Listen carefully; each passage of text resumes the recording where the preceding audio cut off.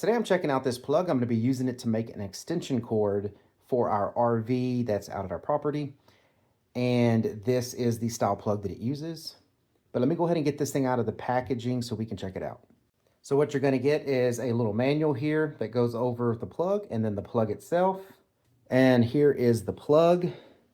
It's got that nice, pull to it. I wanted this specific plug because I wanted it to have this. Sometimes these things go on so tight that if you don't have some good leverage or something to pull onto, you just can't get that thing off.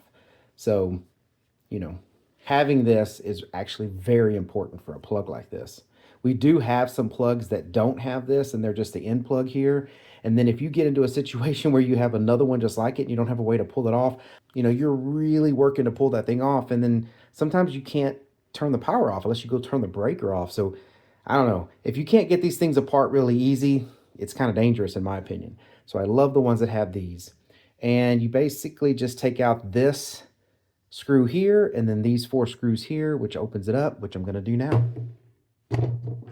All right, so I took the screws out, and what I want to show you here is there's also this little boot here, this rubber boot, and what this is for is you push your cable through this, right? And your cable comes out, or your wire, and then you wire them into the plugs, and I'm not going to go through this because I'm not an electrician, and even though I know the right ones, it's not my deal to tell you which ones these are. You really need to know what these are. But if you look in there really close, you can see this one says white, that one says black, red, and green. So if you have the appropriate colored wires, you can go in here and just tighten them in.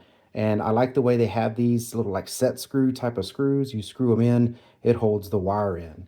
So the only one that doesn't have that, and actually it does have that, it's just over here and it's kind of on the side. It's kind of hard to see, but this is the ground typically, or it is the ground. And then you usually have 2 hots and a neutral, but you need to know how to do the wiring. And again here, XWYG. And it has 14-50P on it to show you the style plug it is. But that is the inside of it.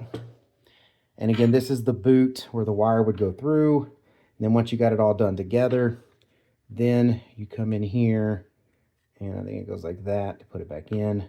And you start screwing all these things together. This goes back on. And then you put your screws back in. There are 2 different types of screws, so you want to pay attention to that when you take them out. So these 2 that look like this, actually it's these 2.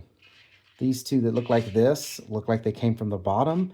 And these 3 that have this non-threaded part of the bolt at the top, those were the ones that went to the top. So these were the 3 at the top, and these were the 2 at the bottom that are threaded all the way. So the tighter you tighten those, the more it's going to pull that rubber piece right here and hold the wire. The biggest part about this is to just keep this more weather resistant. It's not going to be perfect.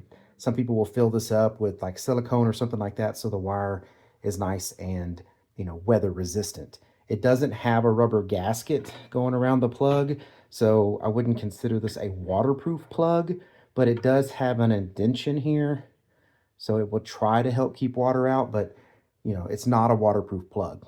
I think that's all I can say about this. I hope this information was helpful. Thank you very much for watching. Y'all take care.